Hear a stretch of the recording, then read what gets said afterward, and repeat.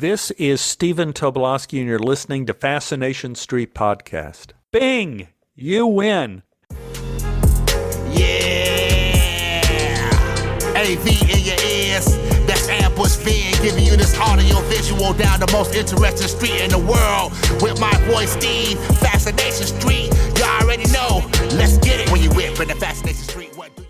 Welcome back, Streetwalkers. This episode is with S.M. Sykes.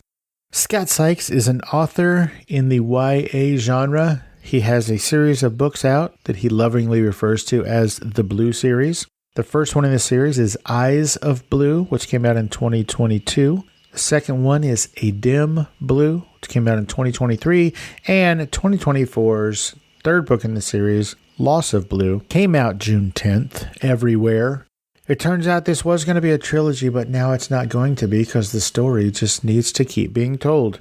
Make sure you check out the first three books in this series. In this episode, we do talk about what he did before he started writing, when and why he started writing, how that writing is going, and we talk about some of his other projects. Besides those three books that I mentioned, he also has several novellas and a ton of short stories out there in the universe. I even get him to explain to me what's the difference between a novel, a novella, and a short story.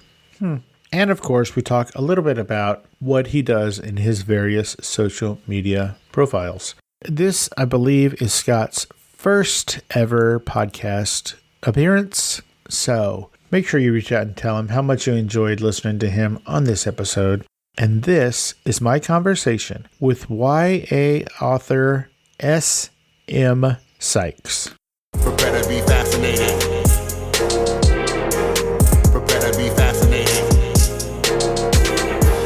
Prepare to be fascinated. Welcome to Fascination Street Podcast. Scott Sykes. How you doing today, man? I'm doing great. Ladies and gentlemen, this is Scott Sykes, better known in literary circles as S.M. Sykes. We're going to get to why that is in a minute. But first, Scott, what I like to do is I like to take the listener on a journey, man. Help us understand how you got from where you were to where you are. So if you don't mind, dude, where were you born? Where were you raised? Where'd you grow up? Well, actually, I was born Honolulu, Hawaii, at the AAA Medical Army Base. Wow. Mom was Navy, dad was Marine. Grew up here in Sussex County, Delaware, between Lewis, Milton, a few small towns around here. Spent some time in the Navy myself. Went up to Chicago, spent a year there. Spent 5 years out in San Diego, California, and then moved back here. I guess it was 22 years ago now. Oh, wow. Been in Millsboro ever since. So your parents, did they meet in Hawaii, or they just happened to both be stationed there after they met? No, they met before Hawaii. Actually, by the time we got to Hawaii, I think my mom was out and we were stationed there with my dad. Gotcha. Why did you decide to join the Navy and not the Marines? I passed the ASVAB. No, I don't know what that means. the test you take to get into the military, it was always the joke between the Navy and the Marines is I would have been a Marine, but I passed the test. Oh, snap. My wife was in the Navy for a bit. She served on the USNS Comfort. She did a stint in do we call it a war? She did a stint in a conflict that I'm not going to name because that will tell her age, and we don't do that. What made you get out of the Navy? I actually blew my knee out, so I was medically discharged. Oh, ugh. What happened? You want to talk about it? It was just a fluke thing, just doing stupid things, and I didn't even get hurt working. I got hurt all my off time, but just ended up shattering all of the cartilage in my left knee. Back then, that was 25 years ago. They didn't really have all the technology they have now to fix you. So they just did what they could. And then after it didn't get any better, I couldn't do ladders. And of course, on a ship, that's all you do all day is ladders. So they medically discharged me. Sure. Oh, wow. Thank you for your service. I appreciate you. Oh, that's all worth it. So then what happened? You get out of the Navy and you were just looking around. You're like, I'm in Delaware. What is there to do in Delaware? Seriously, what is there to do in Delaware? Actually, when I got out, I was in San Diego. Okay. I actually met my wife in San Diego. We stayed out there for about 4 years. I worked for the phone company out there, Pacific. It used to be Pacific Bell. I guess it's AT&T or whatever now. I don't know. They all got bought out. And then we had my son. But then when she was pregnant with my daughter, my son was 3, we decided I didn't want to send him to California schools in the area we were living. So we made the choice to come back to Delaware, a little bit better school system, kind of a better area for the kids to grow up in. Where I live in Sussex County, Delaware, it's got a lot of beach, a lot of touristy stuff for the beaches and stuff like that. A lot of people come from quite a ways. I don't know if you ever heard of Ocean City, Maryland. Let's just say I have. I haven't. I got nothing. Yeah, it's all right there. It's kind of like we're just across from the Jersey Shore, because we have a Cape May Lewis ferry goes right between Jersey and Lewis, Delaware. And then we also have a lot of farmland and stuff like that on the western side of the state. So kind of a little bit of everything here. Is it a kind of a low key, kind of a relaxed, like a small town vibe? Used to be, but now we're building up so much, we're starting to become more like a suburbs of a city type feel. When I grew up, yes, very small town, very slow type of vibe to everything. I live about 30 miles outside of San Antonio in a small town called Boerne, Boerne. And we've been here, I don't know, about 9 years or something. And not long after we got here, maybe a year or two, I started seeing these bumper stickers all over the town that said, Boerne, Texas, gone forever. And I was like, what the hell does that mean? So finally I saw one, and I saw the guy pull into a gas station. So I followed him, and he was getting gas. So I parked behind him, and this old dude got out, and I said, hey man, not to freak you out or anything, but I just got to know, what does that bumper sticker mean? Boerne, Texas, gone forever. And he looked at me up and down, and he said, well, what that means is Boerne used to be a small, quiet town until people like you started moving in, and now that small town is gone forever. Oh, like, oh my gosh. Thanks, dude. So is that what you're talking about? Yeah, a lot of sentiment around like that is around here. Yes. Yep. I mean, Delaware's got low taxes, especially when you're looking at Pennsylvania, Jersey, all of that around us. New York's not far. So people, when they go to retire, or now since COVID, everybody works remote. They can get big city money and pay small town rates for taxes and everything. So it's definitely gotten a lot busier around here. It's a lot of building, but progress is progress. It's what happens. Yeah. And I heard someone say once, progress is not always good. No, it's not. You don't have to say if you don't want to, but what is your day job? What do you do out there in Delaware?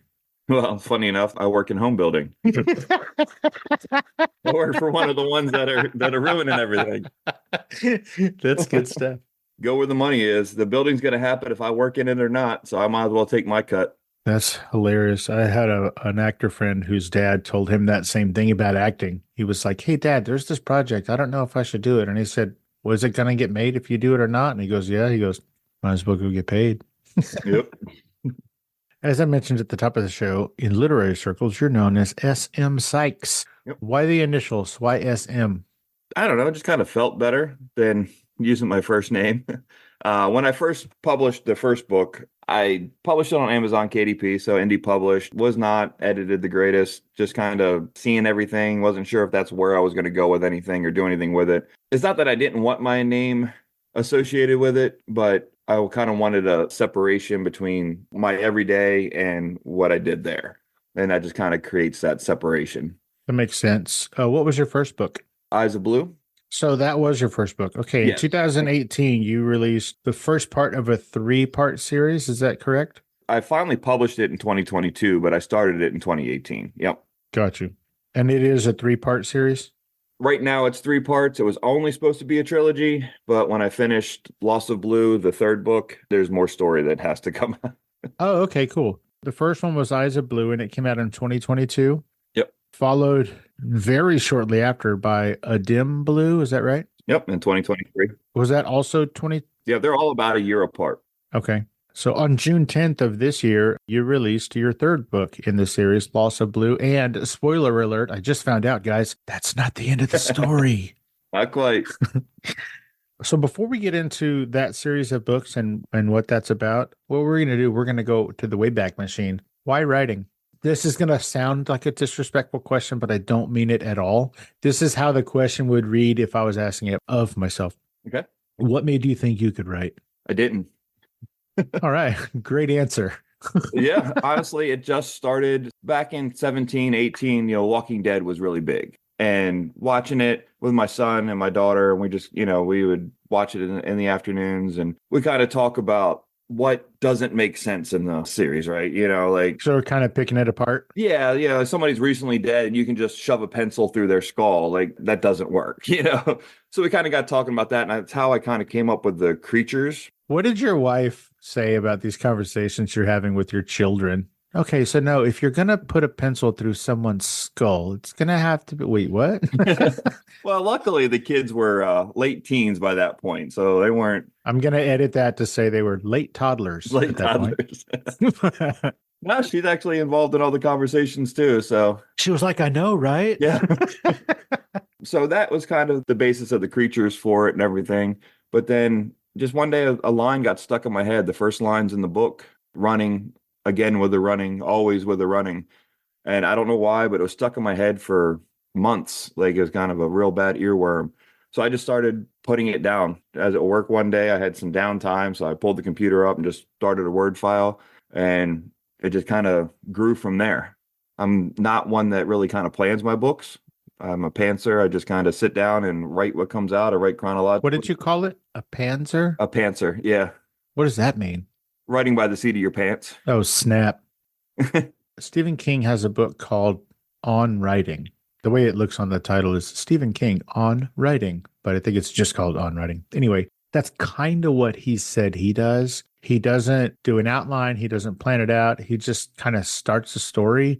And he said the characters tell him where the story goes. And then he just writes until they stop telling him what to do. Yep. The way I always describe it on this show, like an asshole, because I don't know Stephen King and he hasn't told me to stop saying it. So you write like Stephen King. You just sit down and you just keep writing until you run out of cocaine. Yeah, right. So you didn't think you could write, but yet you started writing just because you had this thing in you that had to come out. Yep. You had to get it out because it was just driving you crazy. Yep. Yeah, pretty much. And, I got writing and I'm like, I always just called it a story. Like, I'm just doing this for something to do. And I'd write it when I, had some downtime at work or at home. And then I started getting to 30, 40, 50,000 words. And I'm like, oh, this is actually starting to turn into something. So then started going back and editing and kind of working with that. And even the first book, once I got the whole story out, still needed a lot of editing.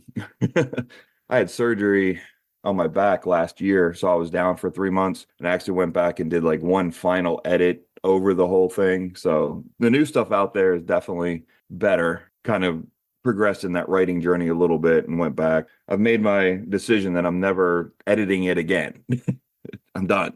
So finally you're putting Eyes of Blue to bed. Your hands off now, finally?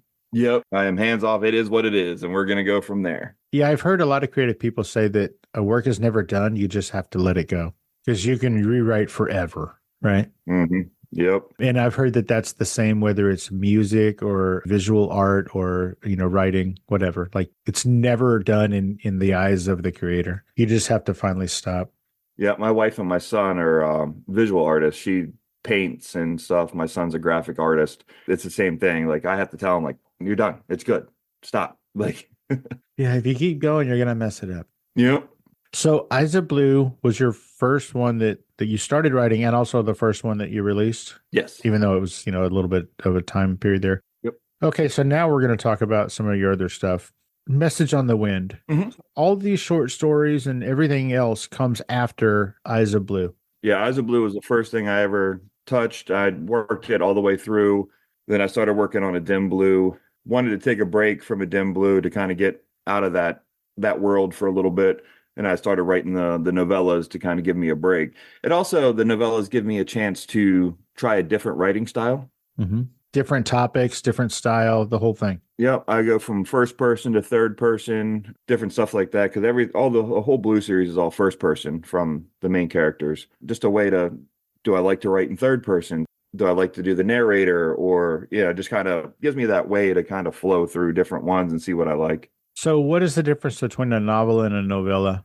Length. Novels are usually 50,000 words or more. Novellas are usually 20,000 to 50,000 words. What's the difference between a novella and a short story? Again, just kind of length. Short stories are usually only up to about 5,000 or 6,000 words.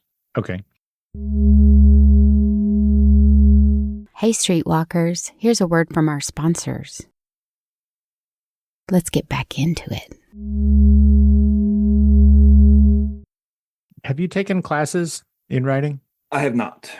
So everything that you're doing with your writing, and even with, as dumb as it sounds, these definitions I just peppered you with, all of that is just from experience and hanging out in whatever writers' rooms or writer circles or whatever, just being a part of the literary groups. Yep, and a lot of research. Like even when I was writing Eyes, like researching, like, okay, it's a young adult post-apocalyptic book. What should the word count be? Usually it's a max, it's not a minimum, but usually it's like, with this type of story, you should only have like 80,000 words, or, just kind of keeps the story in that kind of flow. Where then you got ones that are, like Stephen King, they write 200,000 words in a story and everybody's like, okay, that's fine.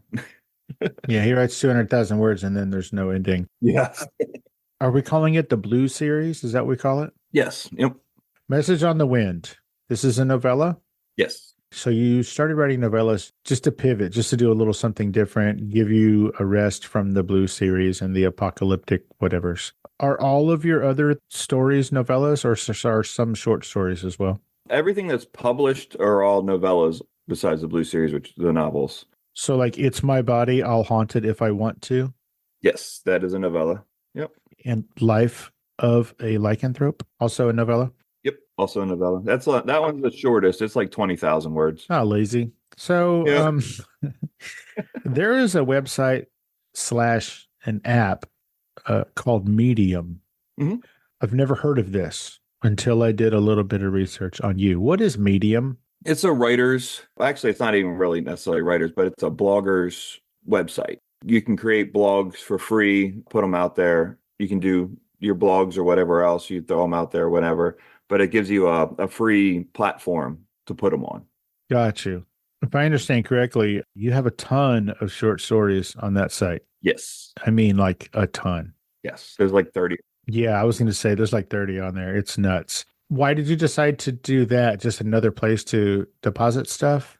Yeah, but also I really didn't start the blogs until I had my back injury last year. And then I wasn't able to move around as much. Sometimes the pain was so bad I really couldn't concentrate on the main story so much, but I could write a short story in a day. And then when I was down with my surgery, I kind of found a way. I was looking for a way to make my writing better. So I started joining groups that do like contests, short story contests. There's like Readsy, you do it. It's like they come out with a thing on Friday and say, hey, here's 5 prompts.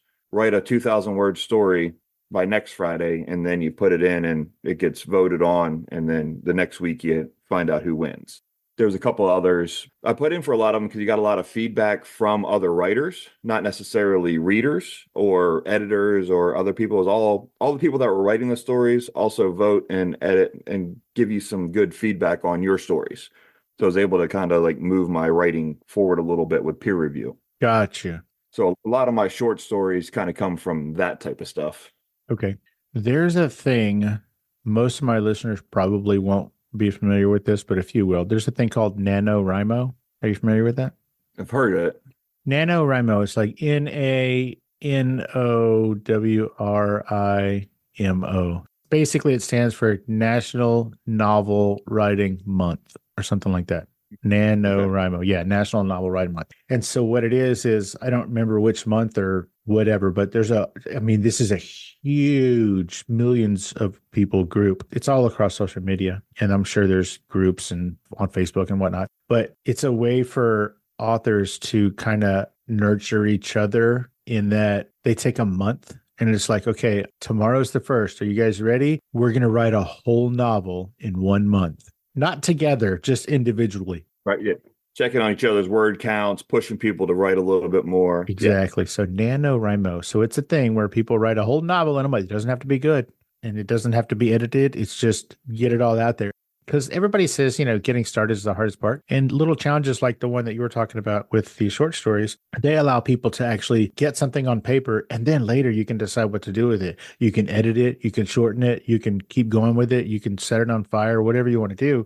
I know that those short story contests and things that you were talking about are similar in nature, but have you ever thought about doing something like that where I know you have a full-time job and you have kids and a wife, but have you ever just thought about just sitting down and saying, hey, look, this whole month, I'm just going to knock out this whole damn thing? I actually kind of did that with the third book, Loss. Once I came back from my surgery, I had maybe 10,000 words written on it. And then I was like, I want to have it done by June. Like that's just my set. So it was like January. Of this Like, year? yeah.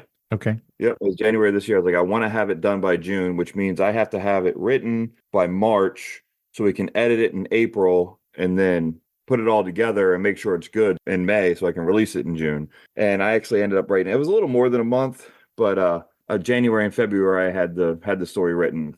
And then I had all of March and April to edit it and get everything going and kind of go from there. So it's kind of the same thing. It was like I had this set date in mind. And what I do is I have a whiteboard right next to my computer here. And I'll write like the date and what the word count is. And then the next time I'll write the date and the word count. And that kind of keeps me like, oh, I haven't written in 3 days. I need to sit down and write. Like it's just a constant reminder of you need to do this. A lot of people talk about writer's block. Do you experience that? Like, do you look over at that board and you've got Wednesday, 4 words? No, I don't really. Sometimes I'll struggle with a scene a little bit. And what I'll do is I'll just kind of make notes of maybe what I want to do later. Or I'll just go write a short story and get my mind out of that book completely. And then I'll come back and I'll sit down at it again and kind of go with it. I don't want to say, that I don't get writer's block because there's probably times that I don't want to write. I just don't feel like sitting down and focusing, but it's more of a focus issue with me than the words not coming. The words are always there. It's just be able to sit down and focus and putting them into sentences and coherent spellings. Gotcha. Now we're going to talk about the Blue series. Again, the first one is called Eyes of Blue. It came out in 2022. The second one is A Dim Blue, which came out the following year, 2023. And this year, 2024, you released Loss of Blue. What is the significance of blue? Who's blue? Is blue a thing or a person? I know it's a color. Is it a color? What's blue? Are you blue? It's pretty much just the color of the creatures. So their eyes glow blue. That's how you can tell if someone is. Scott, I'm going to stop you right there. That's, that's creepy as hell. Okay, go ahead.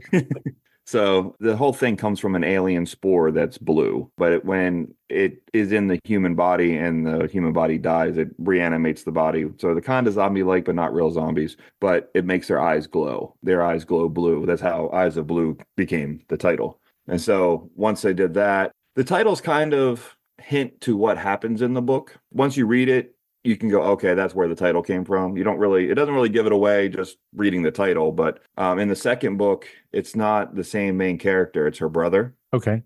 So he ends up having his eyes glow slightly. He's still alive, but like he died and was brought back. So now his eyes glow a dim blue. They don't glow like the creatures, but they have a glow to them. So like when all the lights are off, his eyes, you can see them glow a little bit. So that's where a dim blue comes from.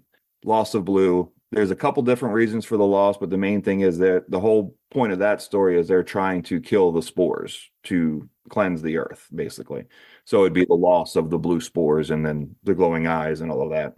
Why did you decide to write this in the young adult genre? Why YA? The characters, I based the characters off my children, sort of.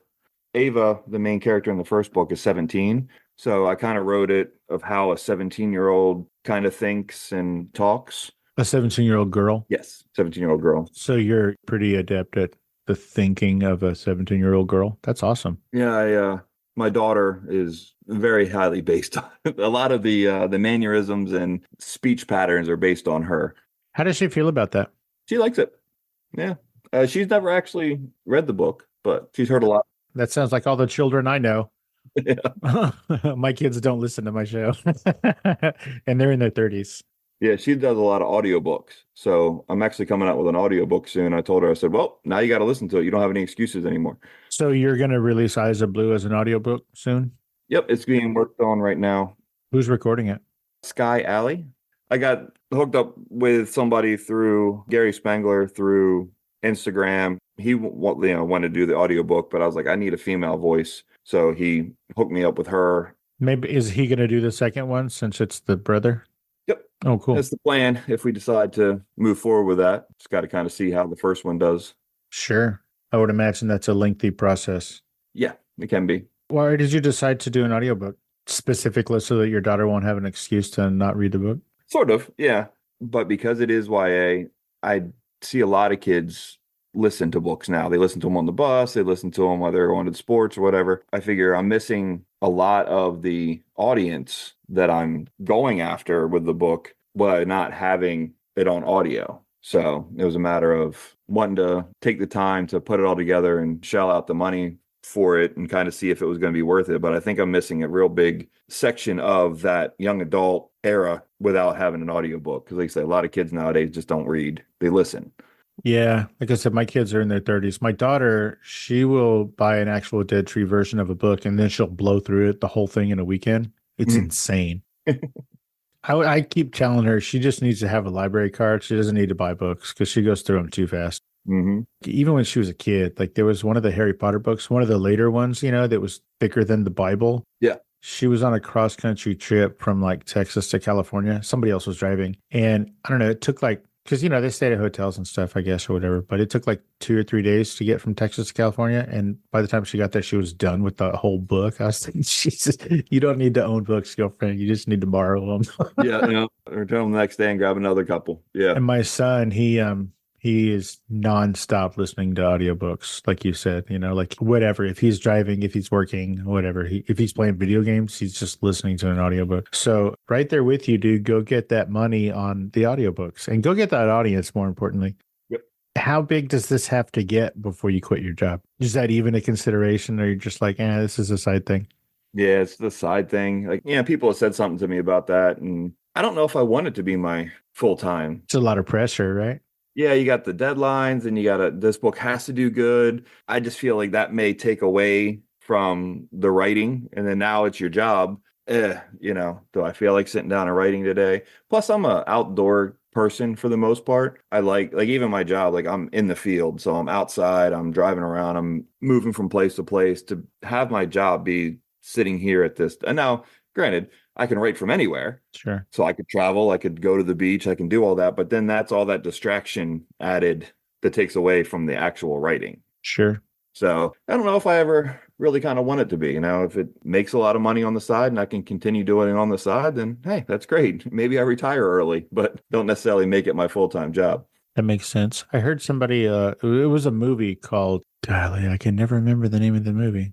That sucks. Anyway, it's a movie that stars like Jennifer Garner and Timothy Olyphant and a few other people. And Timothy Olyphant's character is a filmmaker. Actually, I think mostly he makes commercials. It doesn't matter. But at one point, he's taking just like photographs with like a 35 millimeter camera or something, like on the beach or whatever. And he says, man, I used to love to take photographs. And then Jennifer Garner's character says, well, why did you stop? These are beautiful. Why'd you stop? And he said, well, I started getting paid for it and it felt like work. So, to your point, like sometimes when there's a demand, like you have somebody to answer to on a project, that kind of takes some of the creativity out of it and maybe even some of the joy and the spark. Because now you're not just doing it for you and your audience, you're doing it because, well, it's mandated. Nobody likes to be told what to do.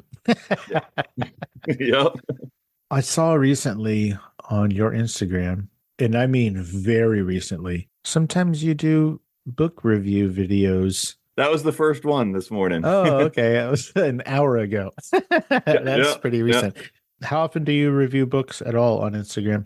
On Instagram, not much. I do try to make sure that I go on and review everything on Amazon and Goodreads or wherever the people have their books. I just started kind of doing this morning was the first one, like reviewing it actually on Instagram or TikTok or whatever. So I got to get a little more comfortable doing that. This morning's was a little sketchy. And I had to restart it like 7 times. Sure. Yeah. Don't we all?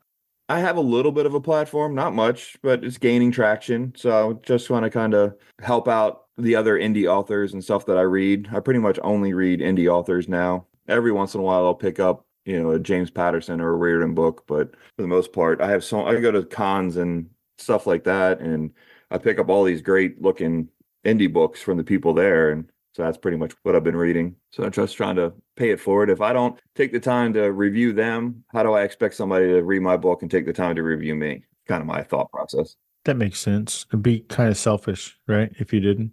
Yep.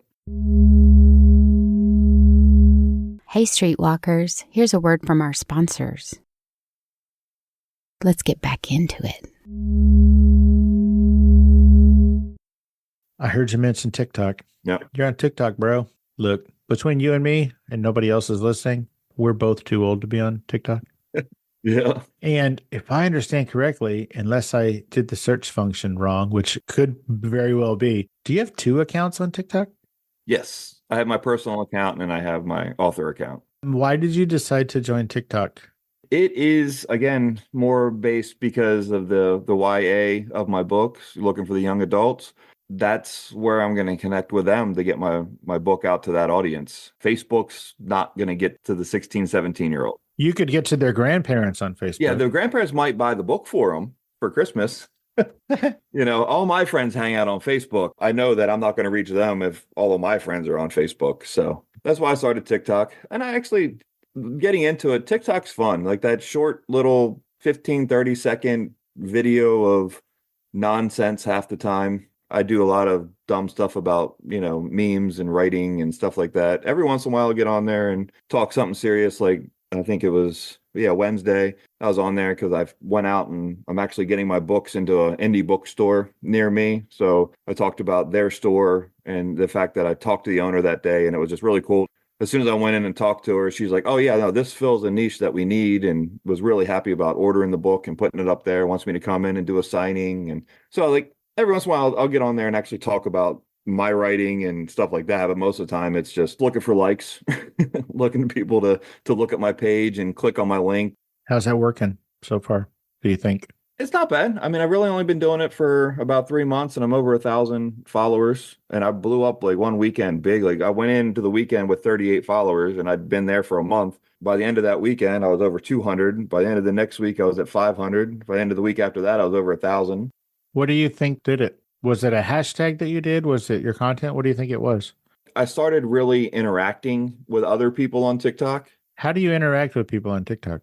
Comment, like, share their stuff. So interact not with people, but interacting with their content, I guess, is the better way to say it. So interacting with their content. So if I interact with an author that has 1 million or 2,000 viewers or followers, and now their followers see my comment or my like or my share or my stitch with them, and then just kind of built kind of from there, grabbed onto other people's followings and just kind of pulled them all in. Because that's really kind of when I started going up with the followers, was when I was really interacting with them a lot more. Gotcha.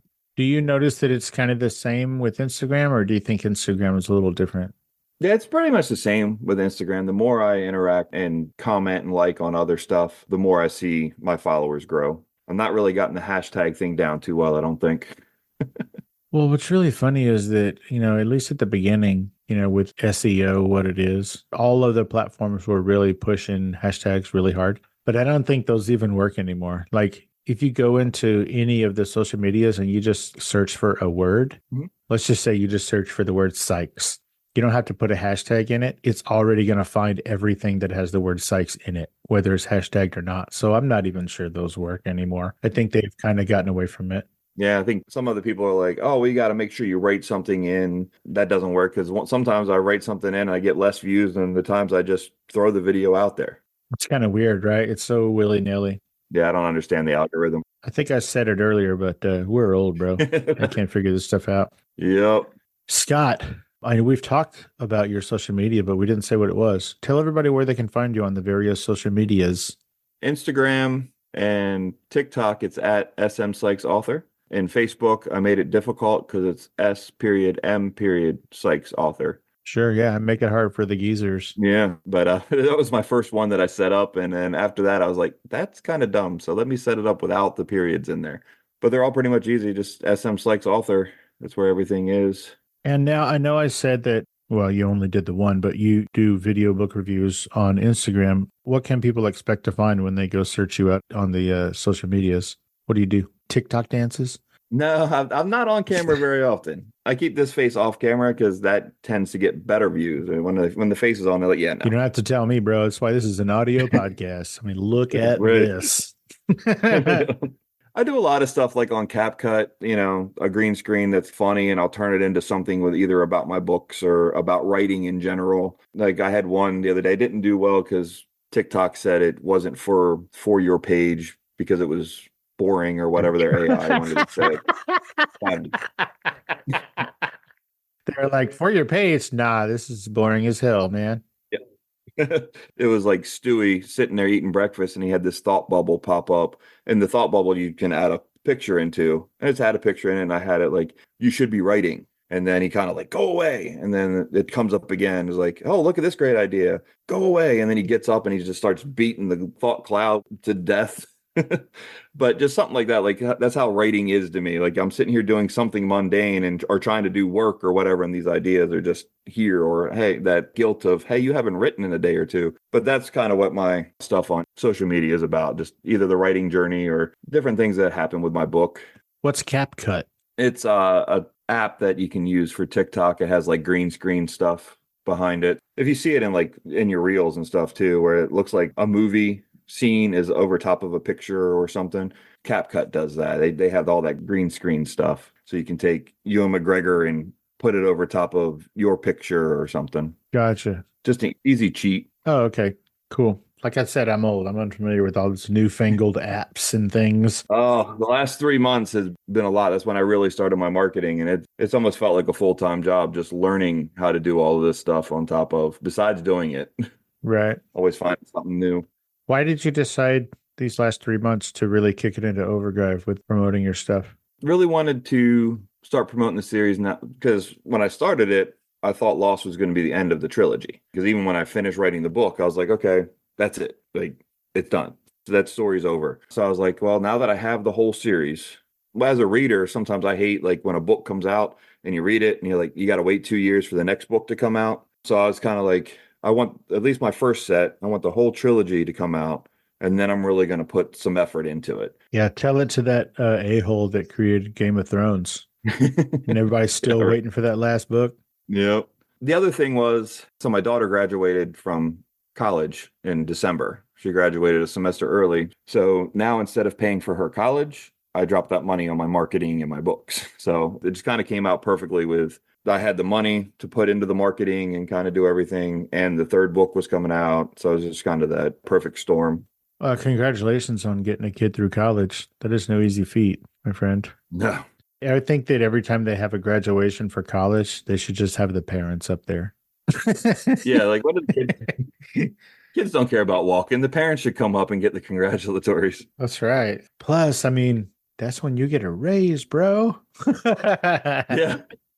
Scott, we talked about Eyes of Blue. We talked about A Dim Blue, and we talked a little bit about the third one in the series, not the last one, but the third one in the series, Lost of Blue. It did come out on June 10th. Is it Kindle only, or can you get an actual paper copy as well?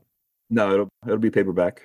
Okay, cool. And all of this is at Amazon and other various places, or just Amazon? Amazon and various. I actually distribute with Ingram Spark, so you can get it at Walmart, Target. Like .com or in the store? Like I could walk into my local Walmart? No, unfortunately, it's not in the stores, but it is order to print.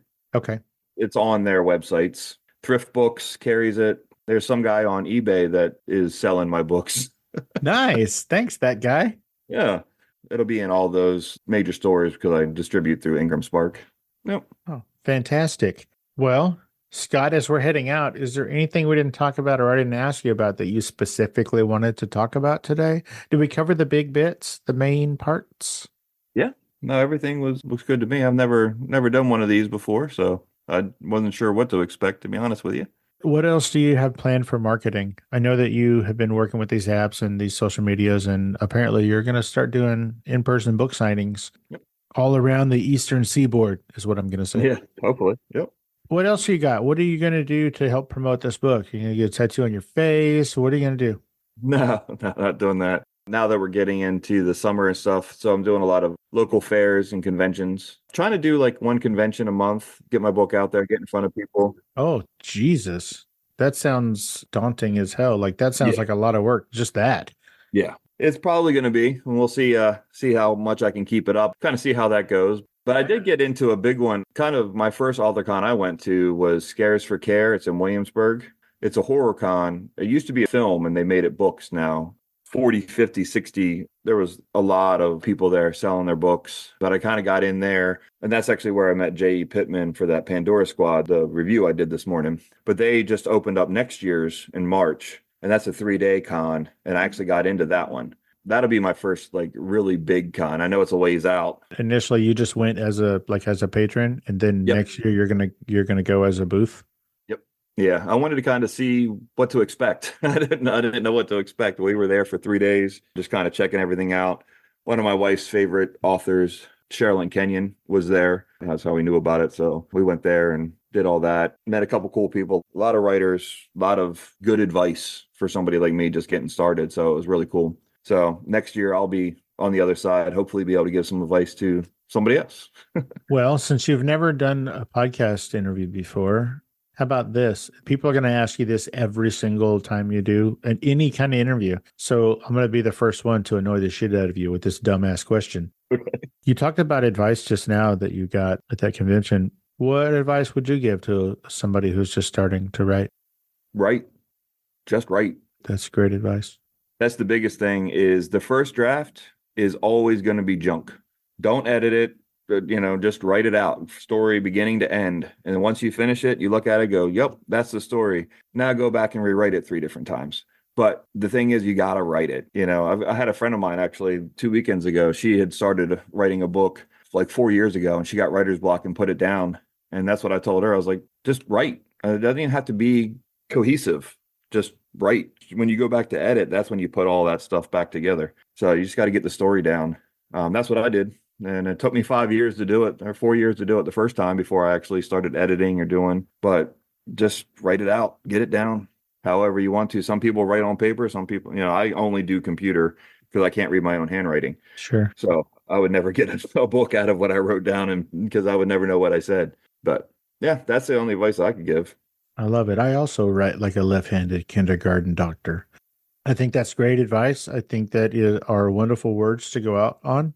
Scott Sykes, S.M. Sykes. Thank you for taking the time out of your busy day and your hectic writing and posting crazy memes schedule to hang out and let us get to know you a little bit better on Fascination Street, man. I really appreciate it. Well, thank you. I appreciate the time. It was 100% my pleasure. And hey, man, you have a great rest of your week. Dude, congrats on all the writing. Thank you. It seems like you didn't write anything, and then now you're just writing everything. Yep. So whatever happened, I'm glad that faucet has turned on for you, man. Yeah, appreciate it. Thank you. All right, buddy. You have a great rest of your weekend. And again, thank you for your service, dude. I appreciate it. Yeah, not a problem. Thanks. All right. Bye, buddy.